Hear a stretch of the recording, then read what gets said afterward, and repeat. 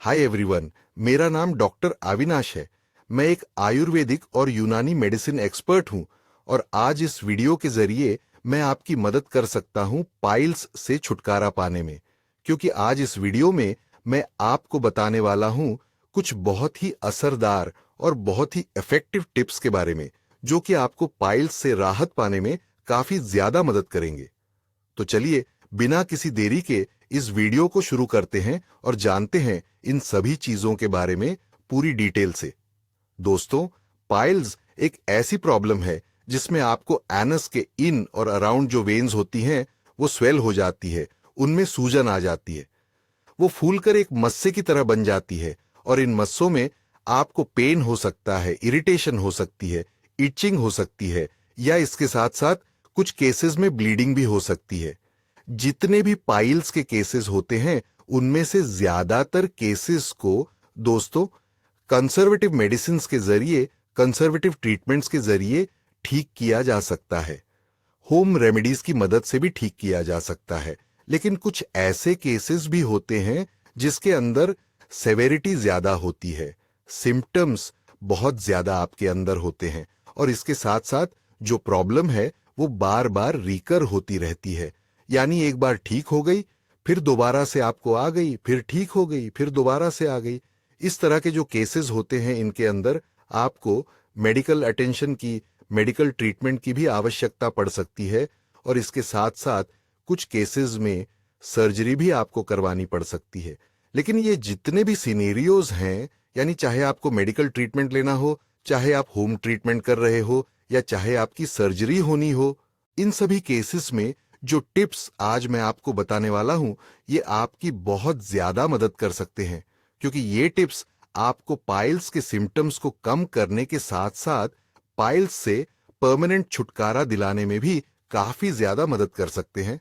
तो सबसे पहली चीज दोस्तों जो आपको करनी है, अगर आपको पाइल्स है तो उस केस में वो है सिट बाथ लेना। आई एम श्योर कि अगर आप पाइल्स के पेशेंट हैं तो आपने सिट बाथ का नाम जरूर सुना होगा। ये एक ऐसा प्रोसीजर होता है जिसके अंदर एक टब लिया जाता है और उस टब के अंदर हल्का गर्म पानी डाल के उसमें बैठना होता है। ये प्रोसीजर दिन में 2 से 3 बार आपको करना होता है और एक बार में आपको करीब 15 से 20 मिनट तक बैठना होता है। सिट बाथ लेने के बहुत सारे बेनिफिट्स होते हैं। जैसे कि अगर आप सिट बाथ लेते हैं तो इससे आपका इरिटेशन कम होता है एनस में, इससे जो इन्फ्लेमेशन है वो कम होता है और पेन में आपको रिलीफ मिलता है। इसके साथ साथ सिट बाथ की सिकाई करने से आपके जो रेक्टल मसल्स होती हैं और जो सराउंडिंग मसल्स होती हैं, यानी एनस के आसपास की जो मसल्स होती हैं, वो रिलैक्स करती है, जिसकी वजह से पाइल्स की हीलिंग में आपको काफी ज्यादा मदद मिलती है। पाइल्स होने का एक बहुत रीजन कॉन्स्टिपेशन भी होता है। तो अगर आप पाइल्स के हैं तो आपकी सबसे ज्यादा कोशिश होनी चाहिए कि आपके अंदर कॉन्स्टिपेशन बिल्कुल भी पैदा ना हो। अब कॉन्स्टिपेशन को दूर करने के 2 तरीके हो सकते हैं। पहला तरीका जो आम तौर पे सभी लोग आजमाते हैं वो ये है कि आप लैक्सेटिव्स का इस्तेमाल करना शुरू कर देते हैं। यानी जब भी आपको कॉन्स्टिपेशन होता है आप कोई लैक्सेटिव दवा ले लेते हैं, कोई गोली खा लेते हैं और उसकी मदद से आपको बॉडी जो है वो आ जाती है। लेकिन ये एक गलत तरीका है, क्योंकि लैक्सेटिव्स का ज्यादा लंबे समय तक इस्तेमाल अगर आप करते हैं तो उसकी वजह से आप इसके हैबिचुअल बन सकते हैं। इसलिए आपकी कोशिश होनी चाहिए कि आपको खाने पीने में ऐसी चीजें लें जिससे कि कॉन्स्टिपेशन पैदा आपके अंदर ना हो। अब खाने पीने की जहां तक बात है तो आपको ऐसी चीजें लेनी चाहिए जो कि स्टूल सॉफ्टनर होती हैं। स्टूल सॉफ्टनर का मतलब है कि कुछ ऐसी चीजें होती हैं जो कुदरत ने हमें दी है, जो कि हमारे स्टूल्स को सॉफ्ट बनाती है और उसको डिफिकेट करने में, बाहर निकालने में मदद करती है और वहां जो हमारे एनस के अराउंड इरिटेशन है वो उतना नहीं पाता है।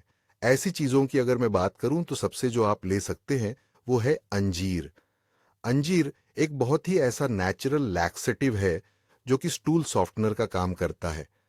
इसके अंदर फाइबर बहुत ज्यादा होता है और ये हमारे स्टूल्स के अंदर वाटर का कंटेंट के उसको सॉफ्ट बना देता है और डिफिकेट करने में आसानी होती है हमें।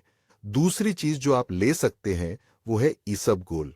ईसबगोल भी एक बहुत ही ऐसा चीज है जो कि आप आराम से ले सकते हैं। इसके अंदर भी आपको स्टूल सॉफ्टनिंग की प्रॉपर्टी मिलती है और ये भी आपके स्टूल के अंदर बल्क बना के उसको सॉफ्ट बना के निकालने में आसानी करता है। इसके साथ साथ खाने पीने की चीजों की अगर मैं बात करूं तो आपको ऐसी चीजें लेनी चाहिए जिनके अंदर फाइबर कंटेंट ज्यादा होता है। अब दो तरह का फाइबर होता है खाने पीने की चीजों में, एक होता है सोल्यूबल फाइबर और एक होता है इनसोल्यूबल फाइबर।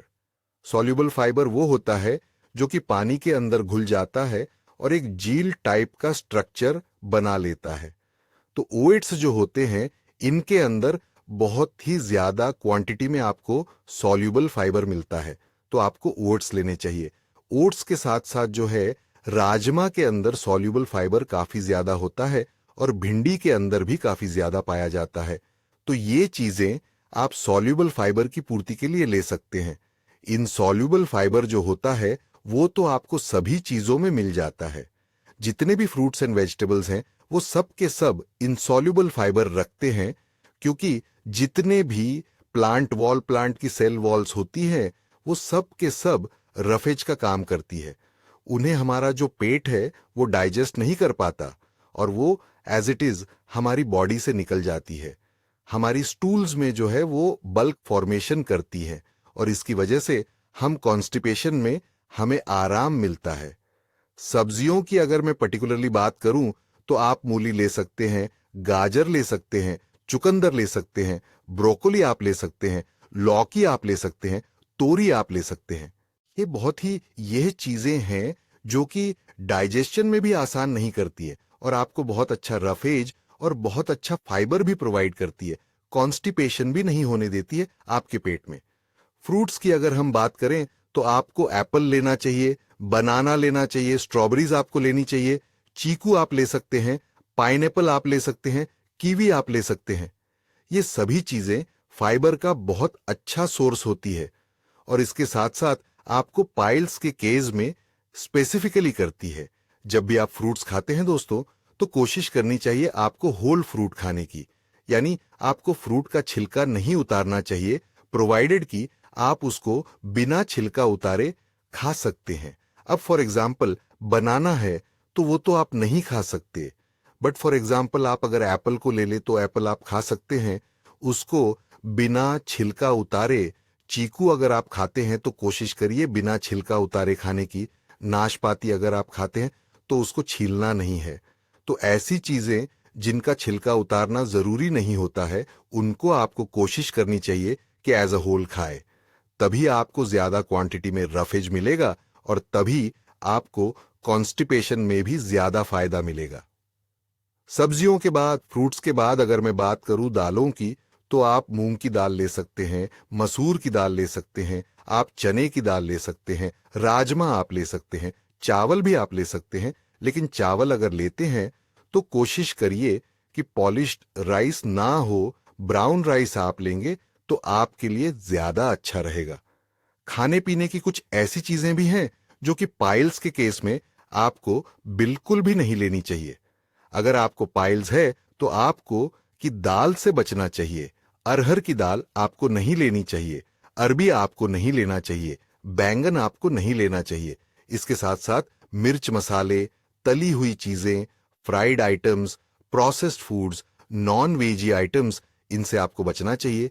अल्कोहल और टोबैको से आपको बचना चाहिए।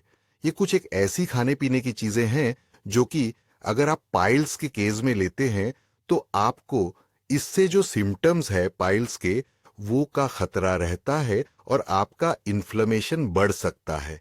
तो इन चीजों को जितना हो सके इनसे बचिए और बाकी जो चीजें आपको खाने पीने की मैंने बताई हैं उनको ज्यादा से ज्यादा खाइए। इसके साथ साथ पानी आपको दोस्तों ज्यादा से ज्यादा पीना चाहिए। जिन लोगों को भी पाइल्स की प्रॉब्लम होती है उनको एक दिन में कम से कम 10 से 12 गिलास पानी जरूर पीना चाहिए।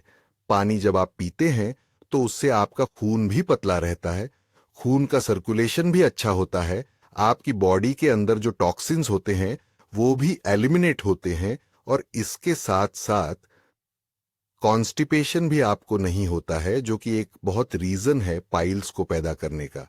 अगर आपकी पाइल्स का जो मास है उसके अंदर स्वेलिंग ज्यादा है, बहुत ज्यादा स्वेलिंग लगती है, बैठने उठने में आपको प्रॉब्लम हो रही है, दर्द बहुत ज्यादा है, तो उस केस में आप आइस पैक का भी इस्तेमाल कर सकते हैं। आइस पैक का मतलब है कि आजकल बहुत सारे ऐसे रोलर्स आ रहे हैं जो कि आप अपने फ्रीजर में रख सकते हैं और उसके अंदर बर्फ जम जाती है, उससे आप सिकाई कर सकते हैं। या फिर अगर वो आपके पास अवेलेबल नहीं है तो आप डायरेक्टली बर्फ लेके उसको किसी सूती में डाल के उससे भी सिकाई कर सकते हैं। आइस कॉम्प्रेशंस करने से आपको स्वेलिंग में बहुत जल्दी फायदा मिलेगा। तो अगर आपकी स्वेलिंग ज्यादा है तो आइस पैक आप जरूर करिए। इसके साथ साथ एक और चीज जिसका बहुत खास ध्यान आपको रखना चाहिए वो ये कि एक ही जगह पे ज्यादा देर टिककर आपको नहीं बैठना है। अगर आप एक ही जगह पे ज्यादा टाइम तक बैठे रहते हैं, जो कि आजकल बहुत ही आम है, क्योंकि हम लोगों की जितनी भी डेस्क जॉब होती है, चाहे हम कंप्यूटर पर काम करें, चाहे हम किसी और क्लेरिकल वर्क में हो, या जो भी हम करते हो, या मैं भी हूं आपके सामने बैठा हुआ, अगर मैं एज अ डॉक्टर मुझे सुबह से शाम तक बैठना है, तो इस तरह की जितनी भी जॉब्स होती हैं उनमें कोशिश आपको करनी चाहिए कि आप हर आधे घंटे में, पौना घंटे में, या जितने भी जल्दी से जल्दी आप हो सके बहुत उठ के 1 मिनट 2 मिनट के लिए टहल लें। ज्यादा देर अगर लंबे समय तक आप बैठे रहते हैं तो उसकी वजह से क्या होता है, आपके जो एनस होता है उस पे प्रेशर है, आपकी जो वेन्स होती हैं एनस के अराउंड, उनके अंदर खून लगता है और स्वेलिंग के चांसेस जाते हैं।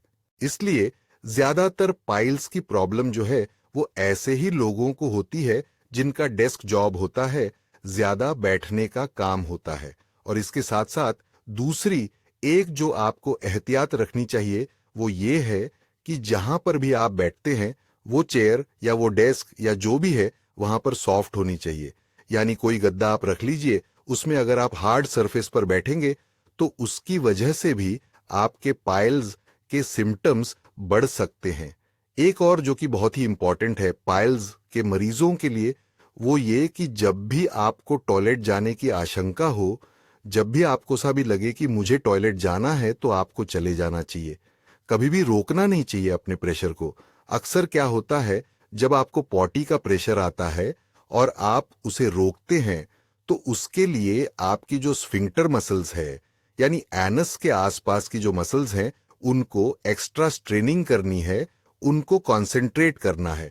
तो उसकी वजह से क्या होता है, पाइल्स अगर आपको है तो उसके सिम्टम्स बढ़ सकते हैं, ब्लीडिंग आपको सकती है और वहां स्वेलिंग भी सकती है। इसके साथ साथ जब भी आप टॉयलेट जाते हैं तो कोशिश करनी चाहिए कि आप बिल्कुल भी स्ट्रेनिंग ना करें। अगर आप टॉयलेट की सीट पे बैठ के स्ट्रेन करते हैं, जोर लगाते हैं, तो उसकी वजह से आपकी पाइल्स बढ़ सकती है। आपकी पाइल्स की ग्रेड भी बढ़ सकती है, यानी उसके जो मस्से हैं उनका साइज भी बढ़ सकता है और आपकी ब्लीडिंग की प्रॉब्लम में भी आपको इजाफा हो सकता है। पेन भी आपका आ सकता है, इरिटेशन और इचिंग भी आपको ज्यादा सकती है।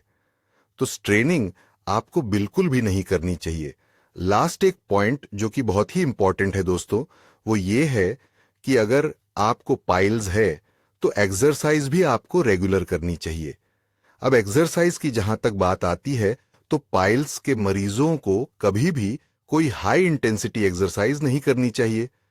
कोई भी ऐसी एक्सरसाइज नहीं करनी चाहिए जिसमें आपको वेट लिफ्ट करना या बहुत ज्यादा एक्सर्शन आपको हो। तो दोस्तों, मुझे उम्मीद है आज की ये वीडियो आपको जरूर पसंद आई होगी और इस वीडियो में बताए गए जो टिप्स थे ये आपको जरूर फायदा पहुंचाएंगे। अगर आपके भी कुछ सवाल हैं, आप चाहते हैं कि मैं आपके सवालों का जवाब दूं, आने वाली वीडियोस में आपके सवालों को लूं, तो अपने सवाल मुझे कमेंट सेक्शन में आप पूछ सकते हैं या इंस्टाग्राम पे भी आप मुझसे अपना सवाल पूछ सकते हैं।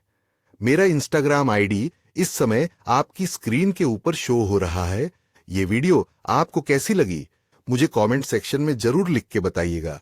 अगर अच्छी लगी है तो एक लाइक भी जरूर दीजिएगा।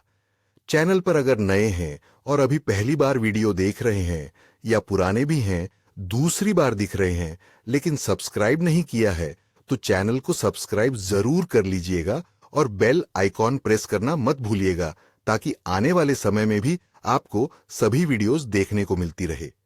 तो चलिए, इसी के साथ मैं डॉक्टर अविनाश आपसे विदा चाहता हूं, इस वादे के साथ कि फिर मिलूंगा आपसे इसी चैनल पर एक नई बहुत ही सी वीडियो के साथ। तब तक के लिए अपना बहुत ध्यान रखिए।